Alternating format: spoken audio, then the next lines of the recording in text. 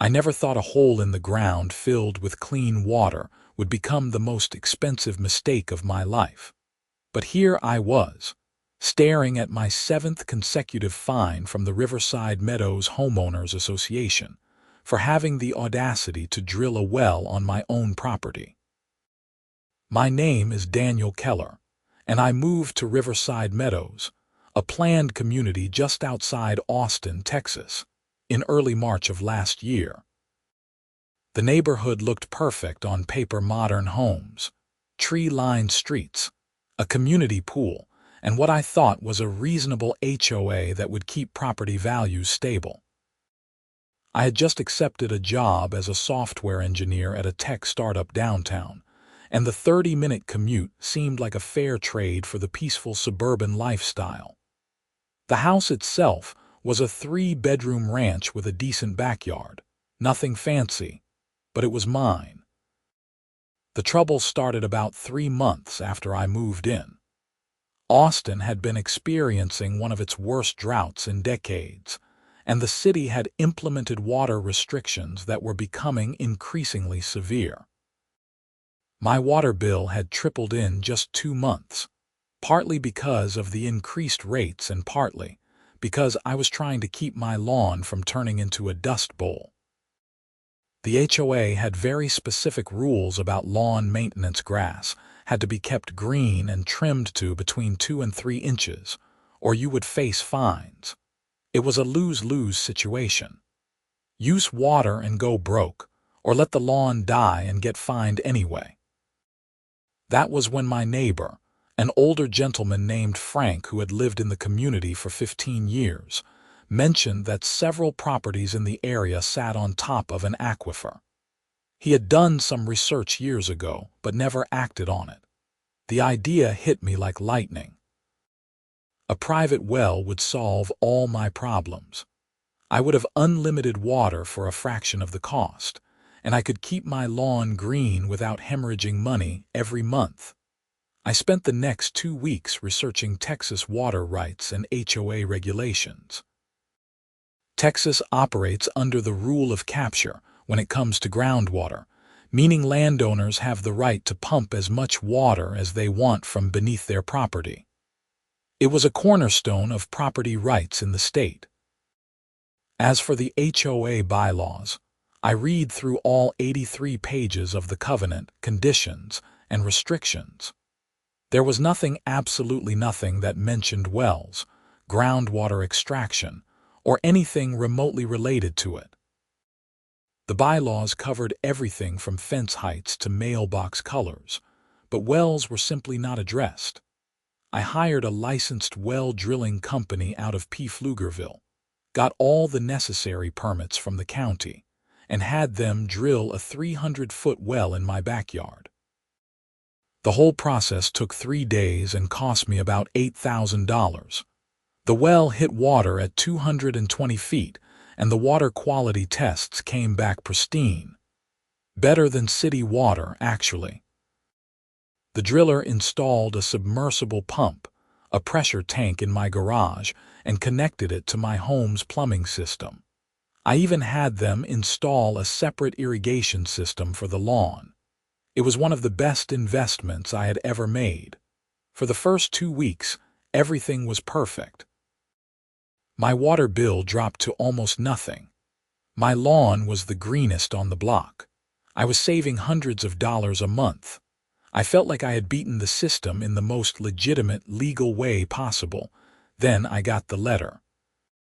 It arrived on a Tuesday afternoon in mid-June, in an official-looking envelope with the HOA logo printed on the corner. I opened it expecting maybe a reminder about the upcoming community meeting, or a notice about pool maintenance. Instead, I found a violation notice and a fine for $500. The violation was listed as unauthorized infrastructure installation resulting in aesthetic and environmental concerns. The letter was signed by Patricia Whitmore, the HOA president. It demanded that I immediately cease use of the well, restore my property to its original condition, and pay the fine within 14 days or face additional penalties. I read the letter 3 times, certain I was missing something.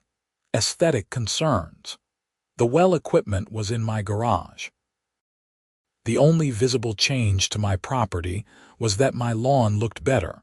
Environmental concerns. The water was cleaner than what came out of the city pipes. I had the test results to prove it. I called the HOA office the next morning. A woman with a nasal voice answered and put me through to Patricia after I explained why I was calling. Patricia had that particular tone that certain middle-aged women perfect over years of getting their way sweet on the surface, but with an edge that could cut glass. "Mr. Keller, thank you for calling. I assume you received our notice," she said. "I did, and I do not understand it. I have not violated any bylaws. I checked before I drilled the well." "The well itself is the violation, Mr. Keller. It is an unauthorized modification to the property. The bylaws do not mention wells anywhere. I have read the entire document. It falls under Section 12, subsection D, which requires board approval for any major property modifications." I pulled up the bylaws on my laptop. That section specifically lists modifications like room additions, detached structures, and changes to the exterior appearance of the home. A well is underground infrastructure, and the equipment is inside my garage. Nothing about my property's exterior has changed except that my lawn is healthier. The board has determined that a well constitutes a major modification. Based on what? Show me the specific language that supports that interpretation. There was a pause. "Mr. Keller, I do not appreciate your tone. The board has made its decision. You need to pay the fine and remove the well." "I am not removing anything. I have every legal right to that well under Texas law. The rule of capture gives me the right to groundwater beneath my property." "This is not about state law, Mr. Keller.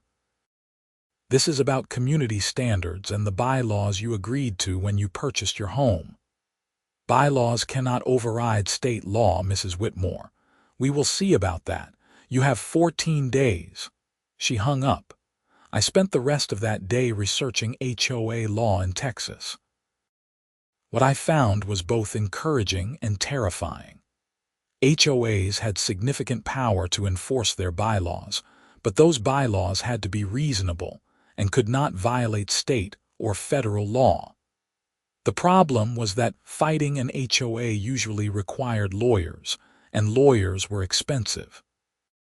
Still, I had the law on my side. I had permits. I had done everything correctly. I decided to attend the next HOA board meeting, which was scheduled for the following Thursday evening at the community center. I wanted to address this face-to-face and hopefully resolve it without getting lawyers involved. The community center was a bland, single-story building near the neighborhood entrance. When I arrived at 7 in the evening, about 20 other homeowners were already seated in folding chairs facing a table where the board members sat. Patricia Whitmore was in the center, flanked by 4 other board members, 2 men and 2 women, all around her age, which I guessed was somewhere in the early 50s. Patricia was exactly what I had pictured. Blonde hair cut in a bob, pearls, a blouse that probably cost more than my monthly grocery budget. She had the look of someone who had never been told no in her entire life and would not start accepting it now. The meeting started with routine business budget reports, complaints about dog waste, a discussion about replacing the pool furniture. Then Patricia moved to new business and called my name. "Daniel Keller is here to discuss his recent violation notice," she announced to the room. "Mr. Keller, would you like to address the board?" I stood up, suddenly aware that everyone was looking at me. "Yes, thank you. I received a fine for installing a well on my property. I believe this fine is unjustified because the bylaws do not prohibit wells, and I have a legal right under Texas law to access groundwater on my property. One of the male board members, a guy with gray hair and glasses named Robert, spoke up. "Mr. Keller, the concern is not just about the bylaws. We are worried about the impact on the community's groundwater supply. If everyone starts drilling wells, we could deplete the aquifer." "That is not how aquifers work in this area," I said. "The aquifer beneath us is part of the Edwards system. It is massive and recharges naturally. One residential well is not going to impact anyone." Patricia cut in. "That is your opinion, Mr. Keller. The board disagrees. Furthermore, we have aesthetic concerns. Your well equipment is unsightly." "The equipment is in my garage. You cannot see it from the street. The wellhead is visible in your backyard." "The wellhead is a small pipe with a cap. It is maybe 6 inches tall. You would have to walk into my backyard to see it, which would be trespassing." A few people in the audience chuckled. Patricia's face tightened. "Mr. Keller, you are being deliberately obstinate. The board has made its decision. Pay the fine and remove the well, or we will continue to fine you weekly until you comply." Weekly. The first notice did not say anything about weekly fines. The bylaws allow for escalating penalties for continued violations. If you refuse to remedy the situation, you will receive a $500 fine every week. My stomach dropped. $500 a week would bankrupt me in a matter of months. This is insane. You cannot fine me for something that is not in the bylaws. Section 12, subsection D, Patricia repeated, as if that settled everything.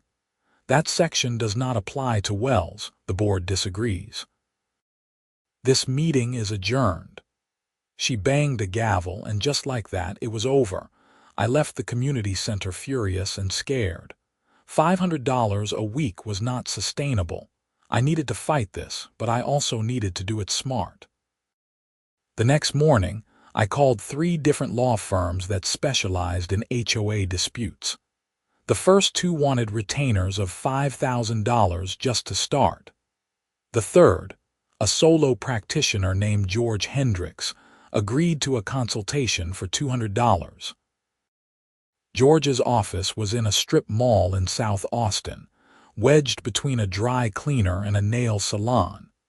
He was in his 60s, with wild gray hair and a rumpled suit, but his eyes were sharp, and he listened carefully as I explained the situation. "They are going to keep fining you," he said when I finished. "That is what they do. They will fine you until you either comply, go broke, or sue them." Can they legally do that? Probably not, but they will do it anyway. The problem with HOAs is that they operate with almost no oversight until someone takes them to court. And going to court is expensive. Most people just give up and pay the fines or comply with whatever the HOA wants. What if I refuse to pay? They can put a lien on your property. If you do not pay the lien, they can eventually foreclose on your house. For a well, that is insane. It is insane, but it is legal if the HOA follows the correct procedures. Now here is the good news: you have a strong case. The bylaws do not explicitly prohibit wells, and you have state law on your side. The rule of capture is well established in Texas. No HOA can override that. So what do I do? You have 2 options. Option 1, you remove the well, pay the fines, and move on with your life. Option 2, you fight. That means not paying the fines, letting them rack up, and eventually taking them to court. I can represent you, but it is not going to be cheap. We are probably looking at $20,000 to $30,000 in legal fees by the time this is done, maybe more if it drags out.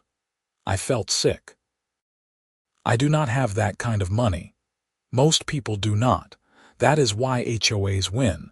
They have the whole community's dues to fund their legal battles. You are just one guy. I left George's office feeling defeated.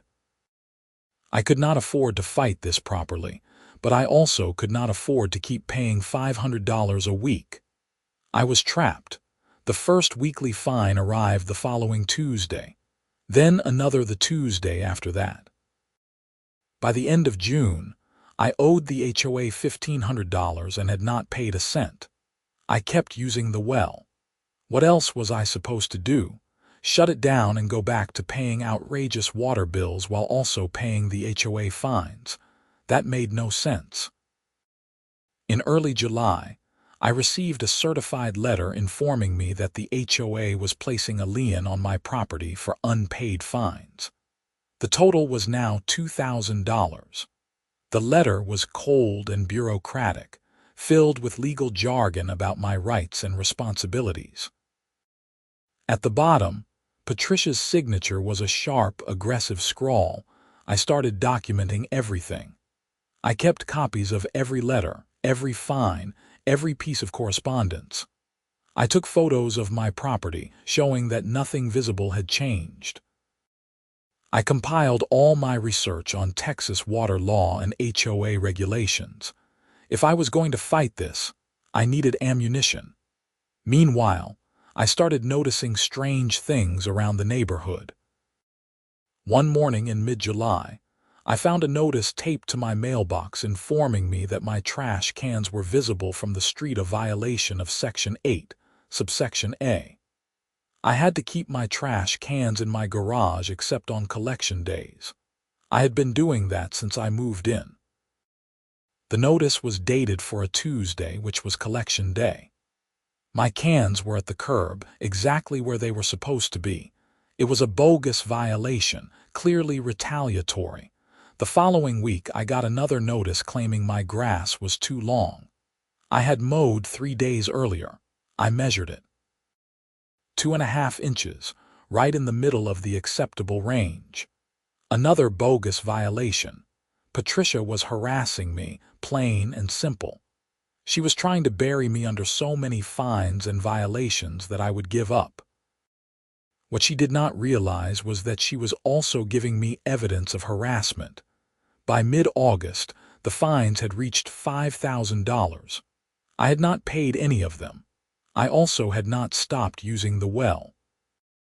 My lawn was still green, while most of my neighbors' yards were turning brown from the drought and water restrictions.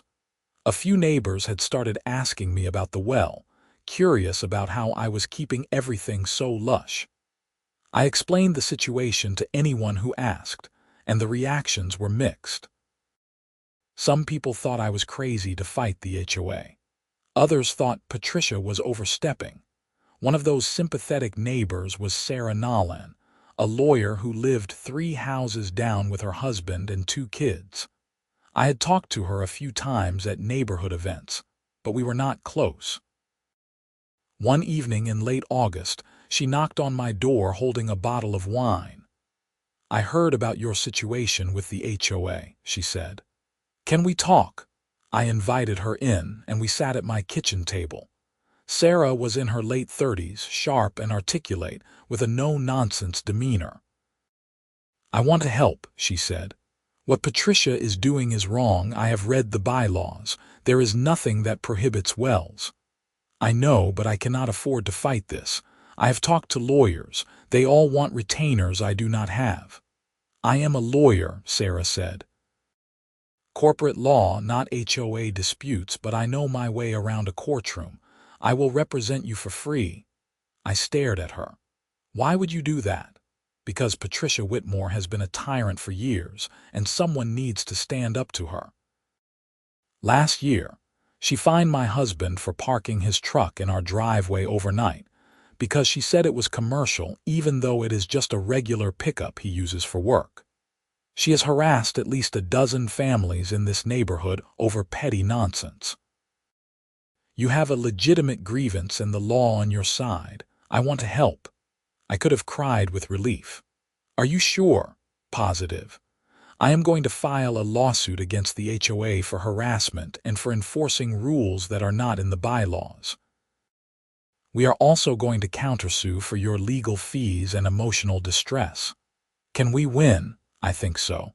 But it is going to get ugly before it gets better. Patricia will not go down without a fight." Sarah was not kidding. When the HOA received the lawsuit in early September, Patricia went nuclear.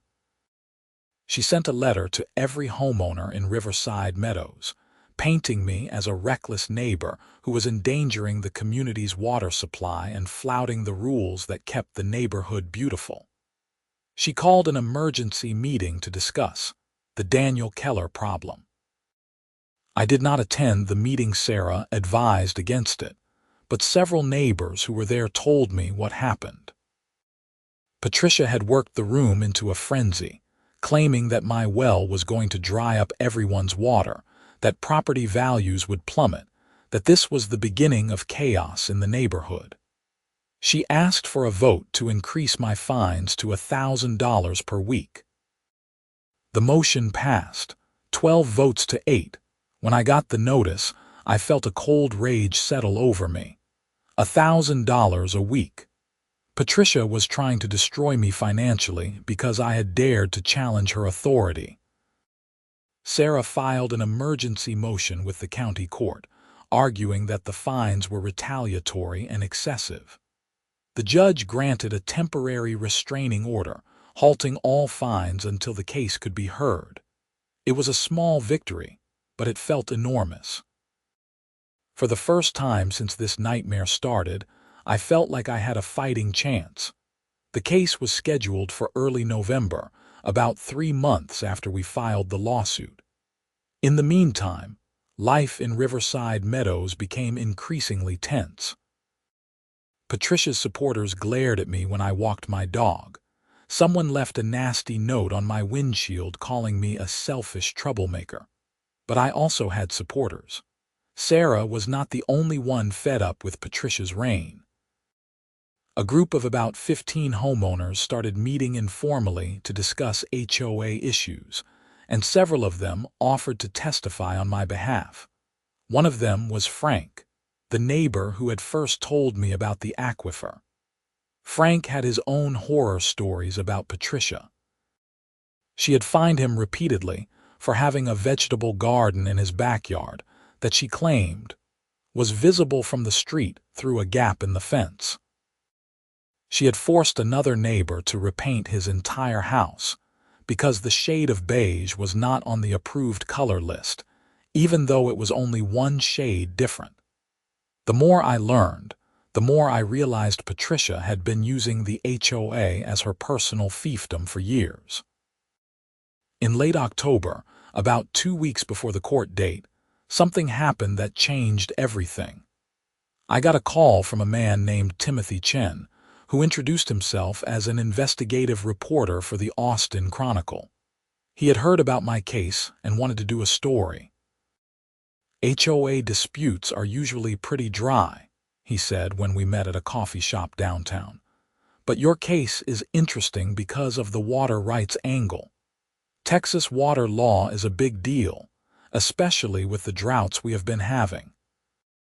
If HOAs can prevent people from drilling wells, that is a story people need to know about. I told him everything. He took notes, asked smart questions, and requested copies of all my documentation. A week later, his article ran on the front page of the Chronicle's local section. The headline read, "Austin HOA fines homeowner thousands for drilling legal well during drought." The article was thorough and well-researched.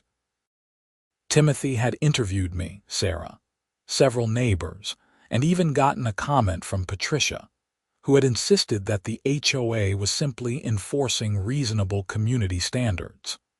He had also talked to a hydrogeologist who confirmed that residential wells posed no threat to the local aquifer. The article made Patricia and the HOA board look petty and vindictive, which is exactly what they were. The response was immediate. The story was picked up by local news stations. I did interviews with 2 different TV reporters.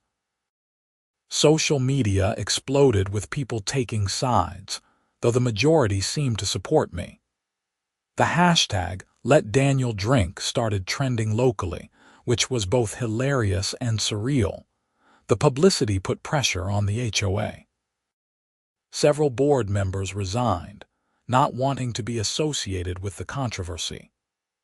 Patricia remained defiant, doubling down in a statement to the press that the board was protecting the community's best interests. Then, about 4 days before the court hearing, Sarah called me with news that made my blood run cold. "We need to talk," she said. "I found something." We met at her house. She had her laptop open to a spreadsheet that looked like financial records. "I got access to the HOA's financial statements through Discovery," she explained. "I was looking through them to see if there was anything useful for the case. Daniel, there is money missing." "What do you mean, missing?" "The HOA collects about $200,000 a year in dues from all the homeowners. Most of that goes to legitimate expenses, landscaping, pool maintenance, insurance, that kind of thing. But over the past 3 years, there are about $60,000 in expenses that do not add up. Payments to vendors that I cannot verify, reimbursements to Patricia for vague reasons. I think she has been embezzling from the HOA. I felt like I had been punched." "Are you sure?" "Not completely, but there are enough red flags that I think we need to report this. This is not just an HOA dispute anymore. If Patricia has been stealing from the HOA, that is a crime." Sarah contacted the Travis County District Attorney's Office with her findings. They agreed to open an investigation. Meanwhile, the court hearing proceeded as scheduled. The hearing was held in a county courtroom in downtown Austin. Sarah had prepared meticulously. She had binders full of evidence: the bylaws, my permits, water quality tests, photos, copies of all the fines and notices, testimonies from neighbors. She had also subpoenaed Patricia and the other board members. The judge was a woman in her 50s named Judge Angela Morrison. She had a reputation for being fair but no nonsense. She did not suffer fools, and she did not like people wasting her time. Patricia's lawyer was a slick guy in an expensive suit named Martin Pierce. He argued that the HOA had broad authority to interpret and enforce its bylaws, and that my well constituted a major modification requiring board approval. Sarah countered by pointing out that the bylaws listed specific examples of major modifications, and wells were not among them. She cited Texas water law and the rule of capture, arguing that the HOA could not override my state-protected property rights. She also presented evidence of the retaliatory fines and bogus violations, painting a picture of an HOA president on a personal vendetta. The hearing lasted about 4 hours. Patricia took the stand and was surprisingly composed, insisting that she was just doing her job and protecting the community. But under cross-examination, Sarah poked holes in her story. Patricia could not explain why the bylaws did not mention wells if they were truly prohibited. She could not provide any evidence that my well was harming the aquifer or affecting anyone else. She stumbled when Sarah asked about the increased fines, admitting that they were meant to incentivize compliance. "So you were trying to financially coerce Mr. Keller into removing a legal well by imposing fines that would bankrupt him?" Sarah asked. "We were enforcing the rules," Patricia said, but she sounded defensive. Judge Morrison did not look impressed. When it was my turn to testify, I kept it simple. I explained that I had checked the bylaws, obtained all necessary permits, and drilled the well to save money during the drought. I had not hidden anything or tried to circumvent any rules. I had simply exercised my legal rights as a property owner. Several neighbors testified on my behalf, describing Patricia's pattern of harassment and overreach. Frank talked about his vegetable garden fines. Another neighbor described being forced to remove a bird feeder because Patricia claimed it was attracting pests. By the end of the hearing, it was clear which way the wind was blowing. Judge Morrison took a 15-minute recess, then returned with her ruling. "I have reviewed all the evidence presented today," she said. "It is clear to me that Mr. Keller's well does not violate any specific provision of the HOA bylaws.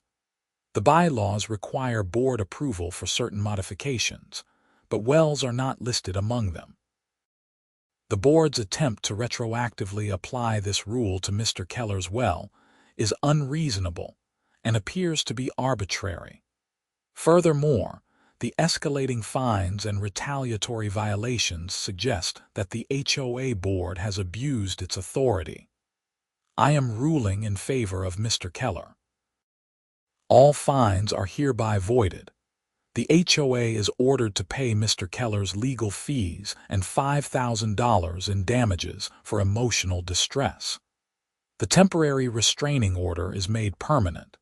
The HOA may not fine Mr. Keller for the well or take any action against him related to it. This case is closed." I nearly collapsed with relief. Sarah squeezed my arm, grinning. Patricia sat stone-faced, her lawyer whispering urgently in her ear, but the story was not over. 2 weeks later, the district attorney's office filed charges against Patricia Whitmore for embezzlement and fraud. The investigation had uncovered a scheme where Patricia had been creating fake invoices for HOA expenses and pocketing the money. Over 3 years, she had stolen nearly $70,000 from the HOA. The news sent shockwaves through Riverside Meadows. An emergency election was held, and the entire HOA board was replaced. The new board immediately began working to recover the stolen funds and implement better oversight and transparency measures. Patricia's trial was held the following spring. She pleaded guilty to avoid a longer sentence and was sentenced to 3 years in prison and ordered to repay the stolen money. I attended the sentencing hearing, not out of vindictiveness, but because I wanted to see it through to the end. Patricia looked diminished in her orange jumpsuit, a far cry from the imperious HOA president who had tried to ruin me over a well. As for me, life returned to normal, or as normal as it gets after something like that. My well continued to provide clean, free water. My lawn stayed green. The new HOA board revised the bylaws to explicitly allow wells and other reasonable property improvements, and they established clearer procedures for handling disputes. Sarah became a good friend. We still joke about the whole ordeal, though at the time it was anything but funny. The story became a cautionary tale in local HOA circles about the dangers of unchecked authority and the importance of transparency. Looking back, I sometimes wonder what would have happened if I had just given up and removed the well. I would have saved myself months of stress and uncertainty. But I also would have let Patricia win, and she would have continued to bully and steal from the community. Standing up to her was the right thing to do, even though it was terrifying. The irony is not lost on me that the thing Patricia claimed would harm the community, my well, is still providing me with clean water years later, while the person who was supposed to protect the community was the one causing the real damage. Sometimes the rules do not make sense, and sometimes the people enforcing the rules are the ones breaking them. I learned a lot from that experience. I learned that HOAs are only as good or bad as the people running them. I learned that property rights matter, and that sometimes you have to fight for them even when it seems easier to give up. I learned that there are good people willing to help if you are fighting for the right reasons. And I learned that clean water from a private well is worth its weight in gold, both literally and figuratively. These days, when new neighbors move into Riverside Meadows, someone usually tells them the story of the Great Well War. It has become part of the neighborhood's lore. Some people think I was crazy to fight. Others think I am a hero. I do not think I am either. I was just a guy trying to water his lawn and save some money who accidentally took on a corrupt HOA president and won. The well is still there, still working perfectly. Every time I turn on the tap and clean, cold water flows out, I think about how close I came to losing it. Every time I see my green lawn, I remember the months of stress and uncertainty. But mostly, I am just grateful. Grateful for Sarah's help. Grateful for the neighbors who supported me. Grateful for a legal system that ultimately worked the way it was supposed to.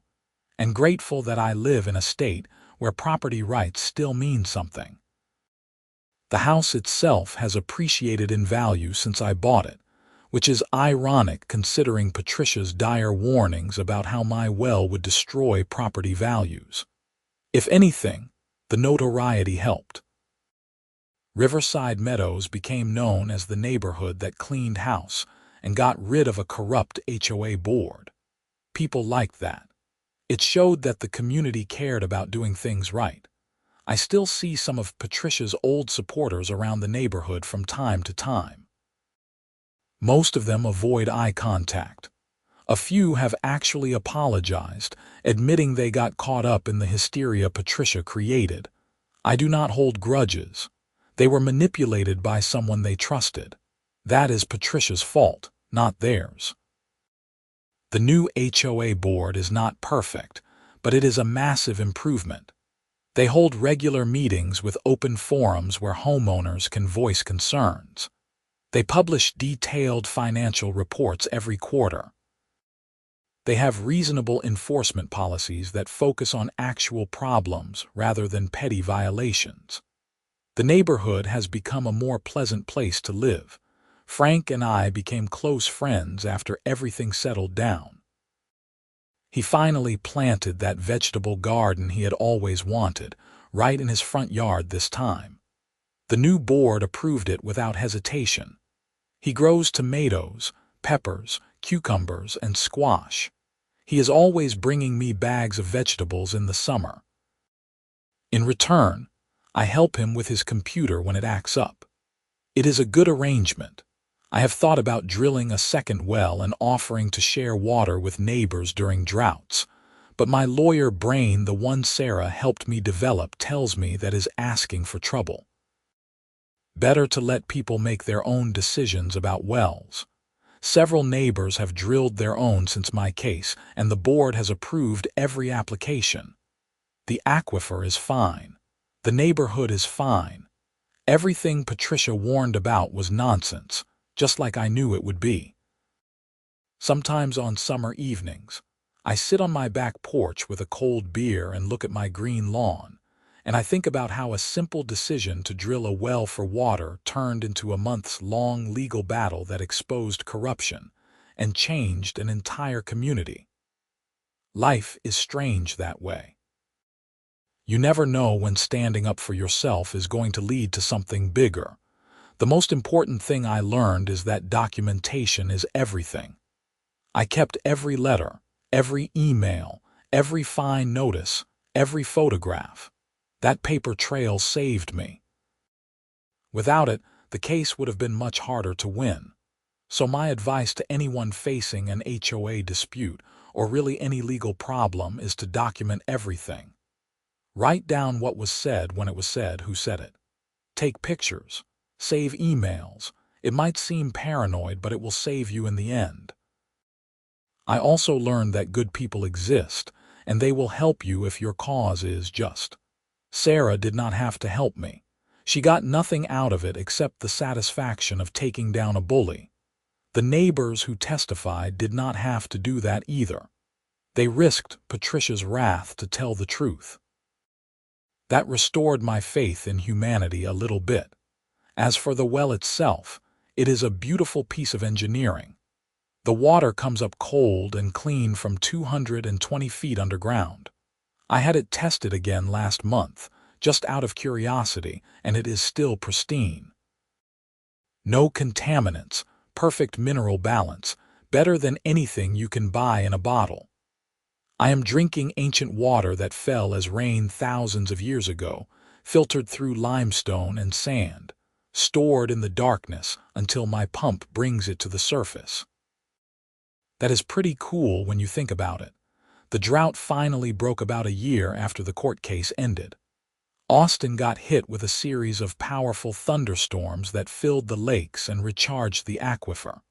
Water restrictions were lifted. My neighbors' lawns turned green again. But my water bill stayed low because I was still using the well. That was gratifying in a petty sort of way.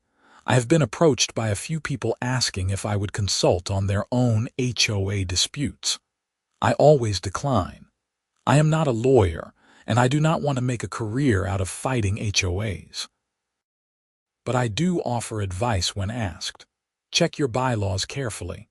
Know your state and local laws. Document everything. Find good legal help. Do not give up if you are in the right. Those are the basics. The media attention died down pretty quickly, as it always does. Timothy Chen's article won some kind of journalism award, which I thought was nice. He sent me a thank you note saying my case had been one of his favorite stories to cover. I told him I would have preferred not to have a story at all, but I appreciated his fair and thorough reporting. Patricia got out of prison early for good behavior after serving about 18 months. I heard she moved to Dallas to live with her daughter.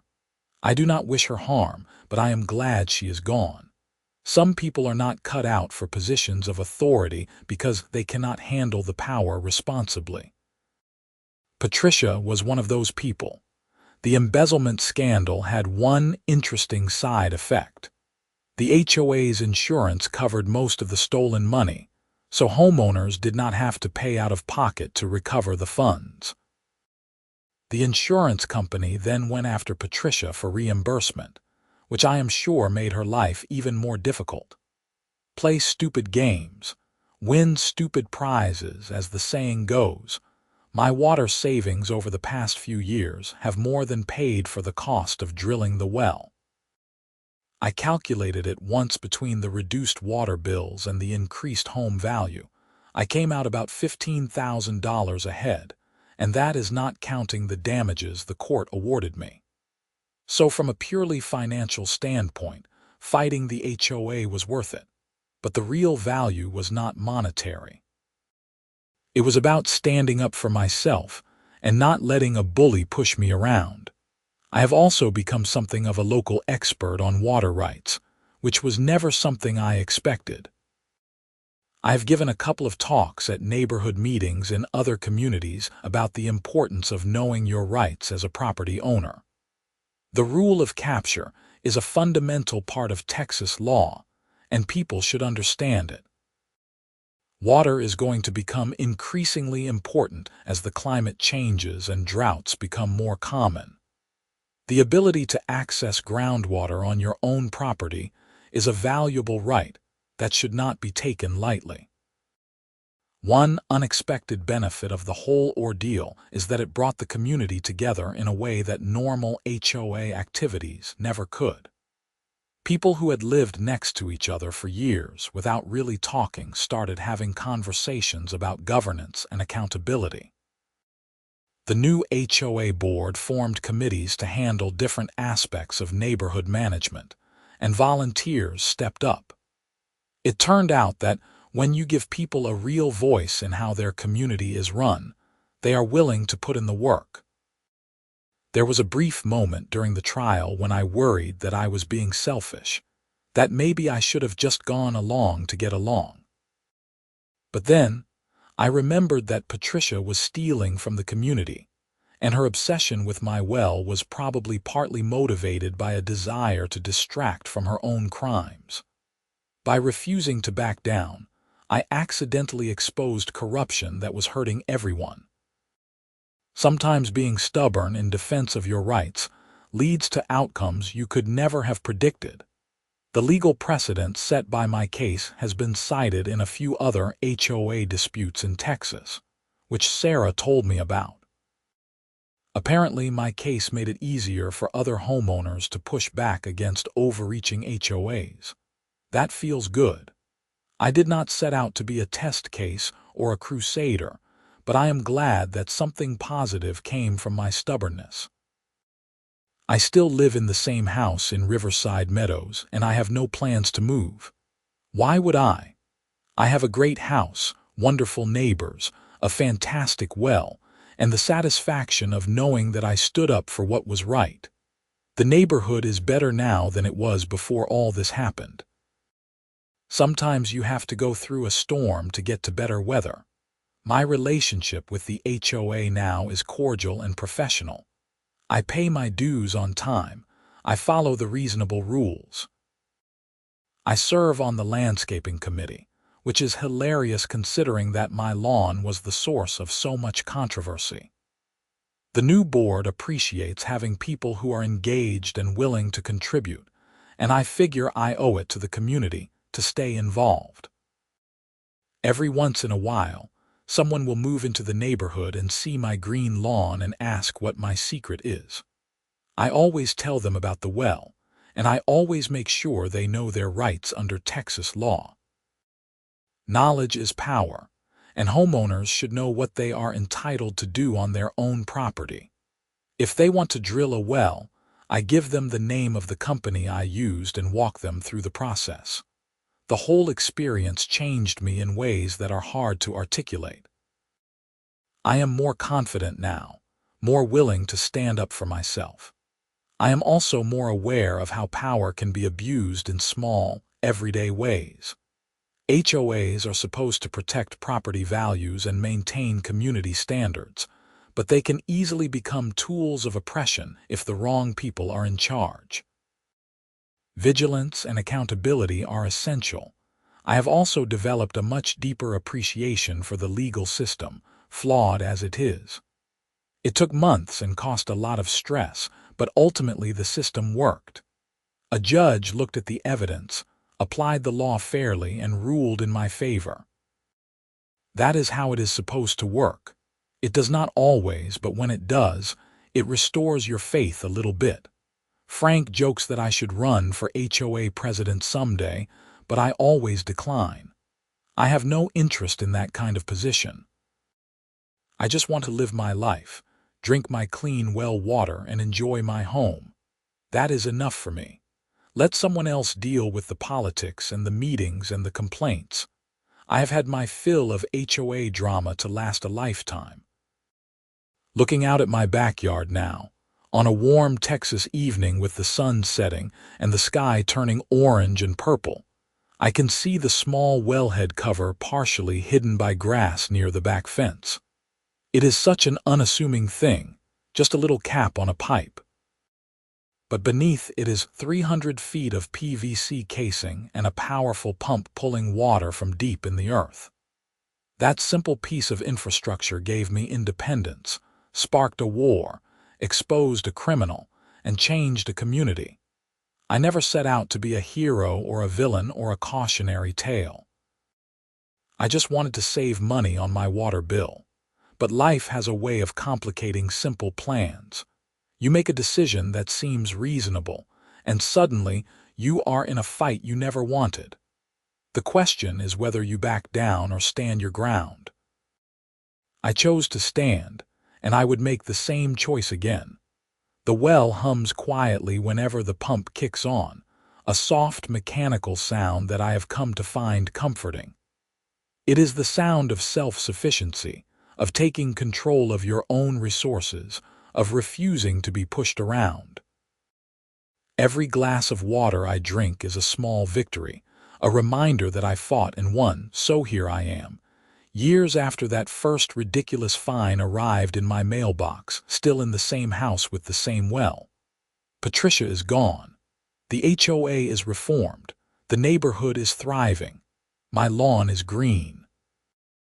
And every week, I do not have to pay $500 for the privilege of using clean water from beneath my own property. That feels like justice to me.